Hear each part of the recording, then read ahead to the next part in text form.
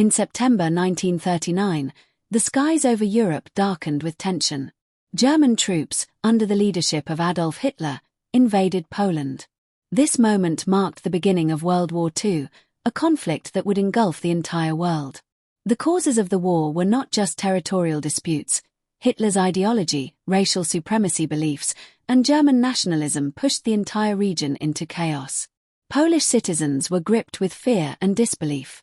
Schools were closed, markets became deserted, and families scrambled to find safe shelters. In the capital city of Warsaw, residents could not venture outside their homes, as the sounds of bombings and tank fire echoed throughout the streets. Children, instead of attending school, hid in shelters trembling with fear. The Polish army fought bravely, but against the German tanks and air raids, their resistance was limited. Germany had employed the Blitzkrieg or lightning war strategy. This fast, coordinated assault involved air, land, and mechanized units attacking simultaneously to overwhelm the enemy quickly. This tactic allowed Germany to conquer Poland in just a few weeks. Alongside the German army, the Nazi secret police, the Gestapo, also entered civilian areas. The pervasive fear disrupted daily life. Food shortages, displaced families, and overcrowded hospitals for the wounded became common. These early months highlighted that the war was not only fought on the battlefield but also deeply affected civilians. In one small village in Poland, named Patrick, the Yanko family was sending their child to school when suddenly the sound of an air raid alarm filled the air. A bomb landed nearby, injuring a cow in their yard. Mr. Yanko quickly grabbed his child and took shelter in the basement. That moment of fear and helplessness reflected the daily life of thousands of Polish families. Meanwhile, Britain and France declared war on Germany. However, they were initially unable to provide effective military assistance to Poland, a period later described as the Phony War. While Britain and France had prepared troops, they were slow to engage against the rapidly advancing German forces. European leaders were tied up in diplomatic negotiations, while ordinary civilians bore the brunt of the invasion. By the end of 1939, Germany had set its sights on Norway and Denmark. Through a combination of air and naval attacks, these countries were quickly occupied. The German advance in Northern Europe presented significant challenges for the Allies, as the speed and efficiency of the German army became evident. Germany also prepared to invade France. In the first phase, German troops entered France through Belgium and the Netherlands. For French citizens, it was a terrifying sight. People fled cities, trains and roads were crowded with refugees, and smoke and destruction filled the streets. During the German assault, the Luftwaffe bombed cities and military positions. Civilian life was disrupted. Hospitals, schools, and markets were affected. Although the French army was courageous, it retreated under the overwhelming strength of German tanks and air support. Thousands of civilians suffered, and many families were forced to abandon their homes. German troops not only occupied territory but also instilled fear among civilians. The initial months of the war made it clear that ordinary people were directly affected, whether as witnesses or victims. Meanwhile, Germany also eyed Yugoslavia and Greece. By early 1940, German forces had extended their reach to these countries. The effects of the war also began to appear in North Africa, where Italy and Britain engaged in conflicts over territories. During 1939 and 1940, it became evident that this war would not remain limited to Europe. It was evolving into a global conflict with far-reaching consequences. Families lived in constant fear, children were denied education, and every person realized that life as they knew it was permanently changed. This first part of the story covers the opening months of World War II, Germany's rapid advances, the struggles of Polish civilians, the occupation of Northern Europe, and the early turmoil in France. The next part will cover the escalation of the war across Europe, the involvement of Britain and the Soviet Union, and the opening of the North African Front, which further reshaped the global conflict.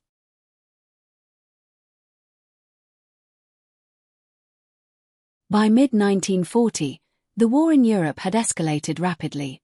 After conquering Poland, Germany set its sights on Western Europe. The German army launched Operation Fall Gelb, targeting Belgium, the Netherlands, Luxembourg, and ultimately France.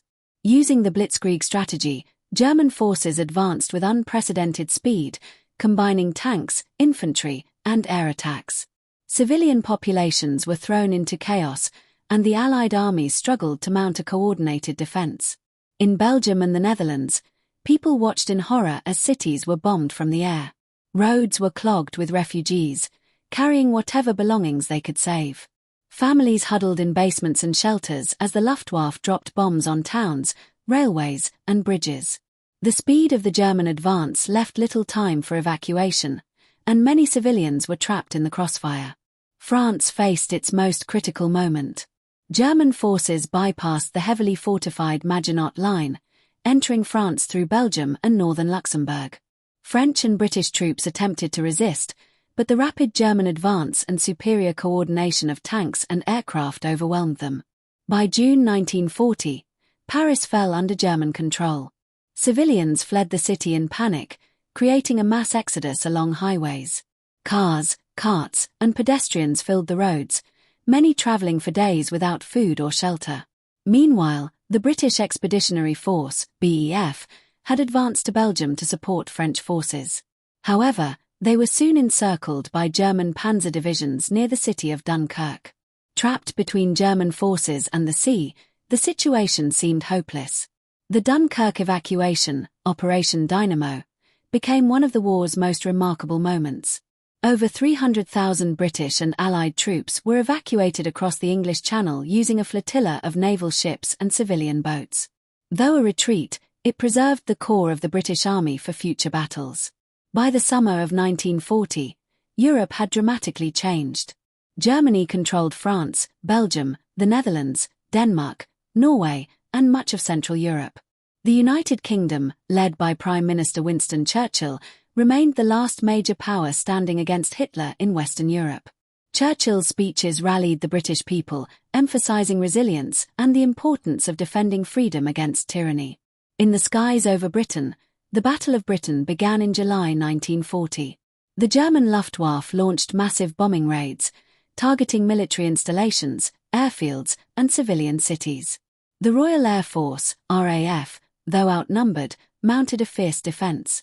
Pilots like those of the RAF became legends, their courage and skill preventing Germany from gaining air superiority. This battle marked the first major defeat for Hitler's forces and demonstrated that the Allies could resist German expansion. At the same time, Germany looked eastward. Hitler had long been suspicious of the Soviet Union despite the Molotov-Ribbentrop Pact, a non-aggression treaty signed in 1939. Plans for Operation Barbarossa, the invasion of the Soviet Union, were underway. While Western Europe burned, the Eastern Front remained tense, with the Soviet Union preparing for an eventual German attack. Meanwhile, the Mediterranean and North African theaters were heating up. Italy, under Benito Mussolini, entered the war in June 1940, aiming to expand its empire in North Africa. Italian forces invaded British-controlled Egypt from Libya but met with strong resistance. The North African campaign would become a prolonged struggle, with desert warfare testing the endurance and strategy of both Axis and Allied powers. Life for civilians across occupied Europe grew harsher. In France, Belgium, and the Netherlands, German authorities imposed strict controls. Food rationing, curfews, and forced labor disrupted daily life. In some areas, local populations tried to resist through underground movements, forming early resistance networks. Families lived in constant fear, never knowing when bombings, raids, or arrests would strike. By 1941, the global stakes were increasing. Germany had achieved remarkable early victories in Western Europe, but Britain's survival signaled that Hitler's ambitions would not go unchallenged. North Africa and the Eastern Front were preparing to become new battlefields, while the civilian population endured suffering, displacement, and uncertainty. Ordinary people were caught in the whirlwind of a war that seemed to grow larger and more dangerous every day. This phase of the war highlights the speed and efficiency of German military operations, the bravery of Allied forces in desperate circumstances, and the growing human cost of global conflict. While the Axis powers appeared unstoppable in early 1940, resistance in Britain, pockets of rebellion, and the eventual Soviet mobilization hinted that the war was far from over. The stage was now set for the next phase, the invasion of the Soviet Union, the entry of the United States, and the intensification of battles across multiple continents. Civilians, soldiers, and leaders alike would face challenges that would test their courage, resilience, and humanity. By 1941, World War II had transformed from a European conflict into a truly global war. Germany had consolidated its control over much of Western Europe, while Britain remained defiant. However, the most significant shift came with Germany's invasion of the Soviet Union and the entry of Japan into the war, which would draw the United States into the conflict. Operation Barbarossa. Germany invades the Soviet Union. On June 22, 1941, Germany launched Operation Barbarossa, the largest military invasion in history up to that point. Over 3 million German troops, along with thousands of tanks and aircraft, crossed the border into the Soviet Union along a front stretching over 2,900 kilometers. Hitler's goal was to conquer Soviet territories, destroy Bolshevism, and secure resources such as oil and grain to fuel the German war machine. Soviet forces were caught by surprise, despite intelligence warnings. The initial weeks saw rapid German advances. Cities like Minsk and Smolensk fell, while millions of Soviet soldiers were captured. Civilians in occupied areas faced extreme hardships. Bombings, forced labor, and food shortages became common. Entire communities fled eastward, attempting to escape the advancing Wehrmacht. However, the vastness of the Soviet Union and the harsh Russian winter would soon become Germany's enemy. As autumn turned to winter, German troops were unprepared for freezing temperatures, supply shortages, and fierce Soviet counterattacks. The resilience of the Soviet people, combined with scorched-earth tactics, made the Eastern Campaign a grueling test for Hitler's army. Japan expands in the Pacific. While Europe burned, Japan pursued its imperial ambitions in Asia and the Pacific. Japan sought to dominate China and Southeast Asia for raw materials and strategic advantage. On December 7, 1941, Japan launched a surprise attack on Pearl Harbor, the main U.S. naval base in Hawaii. In just a few hours, the Japanese fleet destroyed or damaged nearly 20 American ships and hundreds of aircraft. Over 2,400 American servicemen and civilians were killed. The attack on Pearl Harbor shocked the United States and galvanized public opinion. The following day, December 8, 1941, the United States declared war on Japan, officially joining World War II. Germany and Italy, allied with Japan under the Tripartite Pact, declared war on the United States, turning the conflict into a truly global struggle. In the Pacific, Japan quickly seized territories such as the Philippines, Malaya, Singapore, and Indonesia. Civilians under Japanese occupation faced harsh treatment, forced labor, and brutal military control. Resistance movements began to form, though many areas fell swiftly to Japanese forces due to superior planning and surprise attacks. North Africa and the Mediterranean. Meanwhile, the North African front intensified. The British forces, fighting against Italian and later German troops under Field Marshal Erwin Rommel, faced brutal desert warfare. The campaign in the deserts of Libya and Egypt involved massive tank battles, long supply lines, and extreme heat. The Western Desert Campaign would continue for years, becoming a symbol of endurance and strategic ingenuity. Allied forces in North Africa, though initially outnumbered, relied on mobility, intelligence, and air support to slow Rommel's advances. Civilians in the region also suffered, with local populations often caught between the warring armies, facing shortages, displacement, and sporadic bombings. Civilian life and resistance. Across Europe, civilian life under occupation grew increasingly difficult. In Eastern Europe, millions were subjected to forced labor, persecution, and mass deportations. In Western Europe, resistance movements quietly began to take shape. Ordinary citizens engaged in sabotage, espionage, and underground press operations to undermine German control. For the first time, the war's human cost was becoming staggering. Refugees filled trains and roads, cities were bombed relentlessly, and families were separated.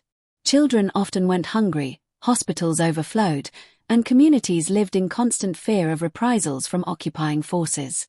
Turning points on the horizon. By the end of 1942, the stage was set for major turning points. Germany's advance into the Soviet Union had stalled in harsh winter conditions, foreshadowing the catastrophic Battle of Stalingrad. In the Pacific, Allied forces were beginning to organize counterattacks against Japanese expansion. In North Africa, the British and Commonwealth forces were preparing to strike back against Rommel's Afrika Korps. The global scale of World War II was now fully apparent. Battles were no longer confined to a single continent. Europe, Africa, and the Pacific were all active fronts. Soldiers faced unimaginable challenges, while civilians bore the brunt of the war's destruction.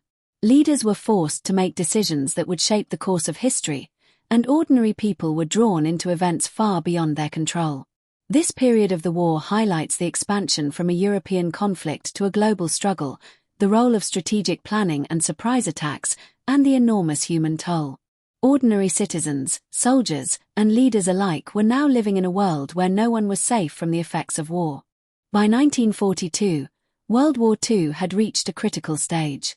The Axis powers, Germany, Italy, and Japan, had achieved significant early successes, but cracks were beginning to show. The Allies, including Britain, the Soviet Union, and the United States, began organizing counterattacks on multiple fronts, signaling a shift in momentum. The Battle of Stalingrad. One of the most decisive and brutal battles in history began in the late summer of 1942, the Battle of Stalingrad. Hitler's army advanced into southern Russia, aiming to capture the city of Stalingrad and the oil-rich Caucasus region. The city became a symbol of Soviet resistance, and Joseph Stalin demanded that it be held at all costs. The battle was characterized by urban warfare, with soldiers fighting street by street, building by building. Civilians were caught in the crossfire, with homes destroyed and essential services disrupted. Temperatures dropped below freezing, and both sides suffered massive casualties. Despite initial German advances, the Soviet Red Army encircled the German Sixth Army during the harsh winter of 1942 to 1943. Starvation, cold, and relentless Soviet attacks forced the Germans to surrender in February 1943. The victory at Stalingrad marked a turning point on the Eastern Front. For the first time, Germany faced a major defeat that could not be easily recovered. It boosted Soviet morale and demonstrated that the Axis powers were not invincible. Millions of soldiers and civilians experienced the immense human cost of this battle, which became a symbol of resilience and sacrifice. The Battle of Midway. While Europe burned, the Pacific theater saw a dramatic shift. Following the attack on Pearl Harbor in 1941, Japan expanded rapidly across the Pacific, seizing islands and territories.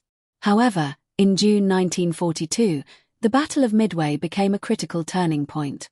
The United States Navy, utilizing intelligence from codebreakers, anticipated Japan's attack on the Midway Atoll. American aircraft carriers launched a surprise assault on the Japanese fleet. In just a few days, Japan lost 4 aircraft carriers and hundreds of experienced pilots, significantly weakening its naval power. The victory at Midway halted Japanese expansion and gave the Allies momentum in the Pacific. From this point onward, the United States began a series of offensive operations, gradually reclaiming territory through island-hopping campaigns. Civilians in occupied territories continued to endure harsh conditions, forced labor, and the consequences of prolonged military campaigns. North Africa, the Desert War. In North Africa, the struggle between Allied and Axis forces intensified. Germany's Afrika Korps, led by Field Marshal Erwin Rommel, had pushed British forces back across Libya and Egypt. The deserts became a theater of grueling tank battles, extreme heat, and supply line challenges. The Allies, including British Commonwealth forces, launched counterattacks at key locations such as El Alamein in late 1942. Under the command of General Bernard Montgomery, the British forces defeated Rommel's troops, marking a turning point in North Africa. This victory allowed the Allies to eventually invade Italy and open a new European front, further stretching German resources. Civilian struggles. Across all theaters, civilians continued to suffer immensely. In Eastern Europe, German occupation policies led to forced labor, deportations, and harsh repression. In the Pacific, Japanese occupation caused famine, forced labor, and brutal treatment of local populations. In North Africa, Towns and villages near battle zones were destroyed, and families were displaced by military campaigns. Resistance movements gained strength. Underground networks in France, Poland, and Yugoslavia conducted sabotage and intelligence operations. Civilians risked their lives to provide information to the Allies, smuggle supplies, and hide persecuted groups, including Jews fleeing the Holocaust. These acts of courage demonstrated that ordinary people were vital participants in the war effort. The tide begins to turn. By 1943, the momentum of World War II was slowly shifting in favor of the Allies. Stalingrad had halted German advances in the east, Midway had curtailed Japanese expansion in the Pacific, and El Alamein had reversed Axis gains in North Africa. These victories did not end the war, but they marked a critical turning point. Hitler's forces were now fighting on multiple fronts, facing stretched supply lines, harsh climates, and increasingly coordinated Allied opposition. The human cost was staggering. Millions of soldiers had died or been wounded, and civilians across Europe, Africa, and Asia endured unimaginable suffering. This period of the war demonstrates the strategic, psychological, and human dimensions of global conflict. It highlights the resilience of ordinary people and the importance of intelligence, leadership, and coordination in changing the course of history. The stage was now set for the next major campaigns: the Allied invasion of Italy, the preparation for D-Day, and the final showdown on the Eastern Front. World War II had become a battle not only of armies but also of determination, resourcefulness, and human endurance. Part 5. The Final Year and the End of the War, 1944 to 1945. By 1944, the tide of World War II had firmly turned in favor of the Allies.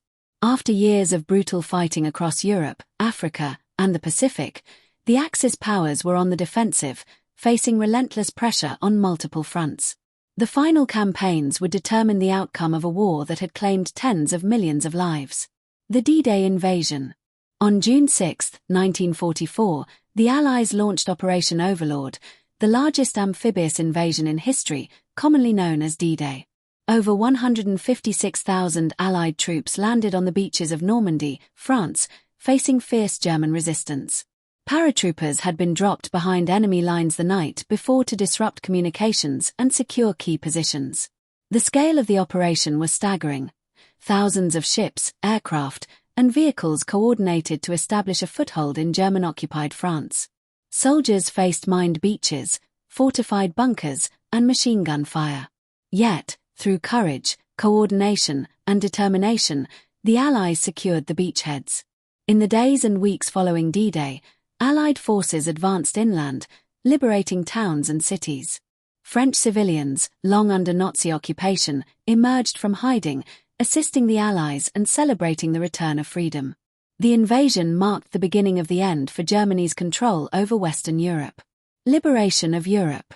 By the fall of 1944, Allied forces had liberated much of France, Belgium, and Luxembourg. The Battle of the Bulge, fought in December 1944, was Hitler's last major offensive in the West. In the Ardennes forest, German troops initially made significant gains, surprising the Allies. However, fierce resistance, logistical challenges, and the harsh winter slowed the German advance. By January 1945, the Allies had repelled the attack, marking the final major German offensive on the Western Front. Meanwhile, on the Eastern Front, the Soviet Red Army advanced relentlessly. Cities like Warsaw and Budapest were liberated as Soviet forces pushed westward into Germany. The human cost was immense.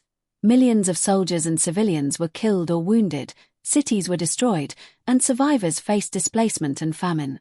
The fall of Germany. By April 1945, Allied forces from the West and Soviet forces from the East converged on Germany. Berlin, the heart of Nazi power, became the final battlefield. Adolf Hitler, realizing the inevitable, committed suicide in his bunker on April 30, 1945. German forces surrendered shortly thereafter, and May 8, 1945, was declared victory in Europe, V-Day. Across Europe, people celebrated the end of Nazi tyranny. Yet, the continent was devastated. Cities lay in ruins, economies were shattered, and millions of displaced persons struggled to rebuild their lives. The horrors of the Holocaust, millions of Jews, Romani people, and others systematically murdered, left a scar that would never heal. The Pacific War and Japan's surrender. While Europe celebrated, the Pacific War continued. Allied forces, led by the United States, conducted island-hopping campaigns, gradually reclaiming territory from Japan. Battles on islands such as Iwo Jima and Okinawa were fierce, with massive casualties on both sides. Civilians in occupied areas suffered greatly, enduring forced labor, bombings, and starvation. The war in the Pacific reached its climax with the dropping of atomic bombs on the Japanese cities of Hiroshima, August 6, 1945, and Nagasaki, August 9, 1945. The unprecedented destruction and loss of life forced Japan to surrender, officially ending World War II on September 2, 1945, aboard the USS Missouri. Aftermath and lessons.